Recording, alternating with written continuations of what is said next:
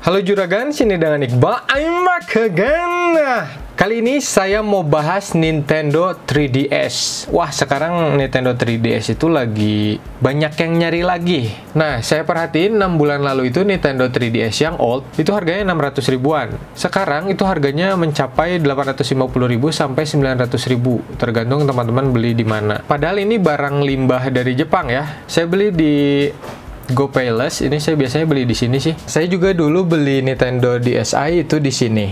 Nah, oke, ini kemasannya dari GoPayless. Kita dikasih buku panduan penggunaan bahasa Indonesia, bikinan sendiri, tapi rapi banget ini ya. Terus dikasih anti gores gratis. Karena ini barang second, jadi kita nggak bisa ekspektasi banyak ya, apalagi kalau misalkan kita belinya itu di toko. Kalau toko itu biasanya jualannya itu limbah Jepang. Oke, kita lihat fisiknya. Di sini udah disegel sama GoPayless ya. Dia ngasih garansi 3 bulan, jadi lumayan lama sih. Di bagian atasnya ini ada lecet sedikit, kayak kegesek ke tembok gitu. Terus kalau kita zoom, ya cukup mulus sih ini bagian atasnya. Di bagian atasnya juga ini atasnya di posisi lubang-lubang terhitung mulus. Bagian tombol L dan R-nya juga clicky. Sejauh ini bagus ya untuk 3DS second dan X limbah Jepang. Bagian bawahnya juga bagus, masih mulus. Ini saya cukup beruntung sih dikasih yang masih mulus kayak gini. Stylusnya juga ini original, bisa dipanjangin. Terus ada tulisan Nintendo-nya juga di ujungnya ini. Sekarang kita lihat dalamnya. Di dalamnya ini pertama kita harus lihat ininya ya, engselnya. Engselnya longgar atau enggak. Kalau longgarnya cuman sedikit sih itu masih bisa ditoleransi. Ini sih engselnya masih bagus ya. Terus masih clicky juga kalau di ke atas ke bawahin. Terus kita harus cek analognya ini. Siapa tahu ada kayak keset atau terlalu licin. Itu kita bisa komplain.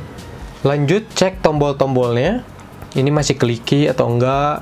Nah, slider 3D-nya juga dicek, terus slider volume juga dicek, slider wireless-nya juga dicek ya, cepat tahu nyangkut. Ini tombol-tombol sama slider normal semua sih, nggak ada masalah. Kita lanjut lihat layarnya. Nah, ini pentingnya kalau beli barang second itu kita lihat dulu layarnya apakah banyak gores-gores atau ada bekas kena api atau apapun itu, pokoknya yang merugikan banget itu dicek dulu. Saya lihat sih di sini cuman ada baret-baret halus. Kalau baretnya agak dalam itu biasanya agak ngeganggu sih. Nah, kalau ini halus aja baretnya, baret-baret yang masih bisa diterima lah. Oke, aman, bagus ya. Terus ini juga masih ngedove si analognya. Nah, ini komparasi size-nya ya sama Nintendo DSi. Ini kita bisa lihat kalau 3DS itu agak lebih pendek. DSi itu lebih panjang sedikit sekali. Lebarnya sih sama ya. Oke, sekarang kita coba hidupin. Ini udah di CFW lumak permanen. Tadi pas saya hidupin itu nggak hidup karena baterainya habis. Jadi ini saya hidupin sambil dicas ya. Kita lihat dulu setting.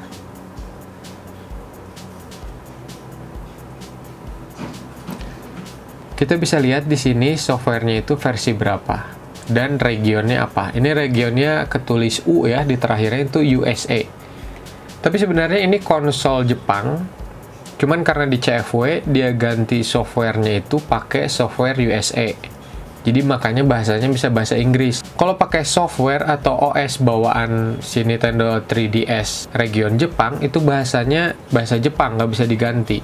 Nah, keunggulan CFW itu kita bisa ganti firmware-nya. Cuman kalau udah diganti firmware-nya, itu kita nggak bisa masuk eShop. Terus kita nggak bisa main online juga. Harus dibalikin lagi ke region asli konsolnya. Oke, udah dites semuanya normal, cuman ini layarnya agak menguning di pojok-pojok sedikit banget sih, nggak parah. Saya pernah lihat yang lebih parah daripada ini. Ini masih bisa ditoleransi. Saya agak pusing sih kalau 3D yang di 3DS. Yang enak itu yang di New 3DS itu 3D-nya itu ada face tracking ya di sebelah kameranya. Jadi lebih akurat. Oke, gamenya banyak ya udah diinstalin. Ini ada Tekken, ada Naruto, Zelda, One Piece, Pokemon. Tentu aja Pokemon itu game wajib sih kalau main Nintendo ya. Terus ada Resident Evil. Resident Evil Revelation ini banyak yang suka. Bahkan ada beberapa orang yang mainin game ini berkali-kali. Jadi udah tamat mainin lagi. Nggak tahu, kalau saya sih nggak begitu suka main game horror di konsol sebesar ini ya. Kalau main game horror mungkin di PC atau di PS4. Ini saya salut sih untuk konsol sebesar ini 3DS ya. Gamenya ini gambarnya bagus banget. Dan high quality. Cuma ini agak kurang kelihatan soalnya layarnya kecil. Tapi kalau layarnya besar yang XL itu lebih pecah karena kerapatan pixelnya itu lebih rendah. Jauh lebih rendah. Jadi kelihatan kotak-kotak pixelnya itu. Teman-teman bisa lihat ini hujannya itu, tetesannya itu sampai ke lantai. Kelihatan jelas animasinya. Dan orangnya itu animasinya itu 3D mengkilat gitu lah badannya itu. Mengkilat. Cuman ini kontrolnya agak susah ya karena nggak ada analog di kanannya. Jadi kita harus keker dulu, terus kita gerakin lagi arahannya itu pakai analog kiri. Nggak kerasa natural, apalagi buat teman-teman yang suka main gamenya itu pakai stick PS atau stick Xbox, itu bakal aneh banget. Oke, kita lihat-lihat lagi gamenya. Di sini ada Kingdom Hearts, ada Harvest Moon tentu aja, Dragon Ball, terus apa tadi, Pinball, Cooking Mama. Dan ada game-game bocil. Ya, jadi gamenya itu cuman ada beberapa yang saya suka. Jadi saya pasti bakal ngisi lagi dong, tentu aja ya, karena game yang saya suka belum sepenuhnya masuk ke sini. Cuman sayang banget kalau teman-teman beli di toko ini, lubang SD card-nya itu disegel. Jadi kita nggak bisa isi game. Kalau misalkan kita mau isi game, kita harus sobek segelnya dan garansi 3 bulannya nggak berlaku. Saya paham sih kenapa GoPayless mensegel si SD card-nya. Karena SD card-nya ini kalau kita oprek-oprek dalamnya, si CV-nya kita oprek, itu konsolnya bisa break ya. Break itu apa ya, matot lah. Nggak bisa boot ke softwarenya. Kalau saran saya sih, teman-teman keep dulu seperti ini. Cek-cek, mainin, baterainya tes, segala macam, performanya. Selama seminggu kemudian, jadi segelnya jangan dibuka dulu, sabar-sabar aja dulu, pakai game yang ada di dalam sini yang bawaan. Nah, setelah 1 minggu dan ternyata normal, abis itu baru buka segelnya. Karena kalau udah seminggu pemakaian dan normal, biasanya bakal normal seterusnya.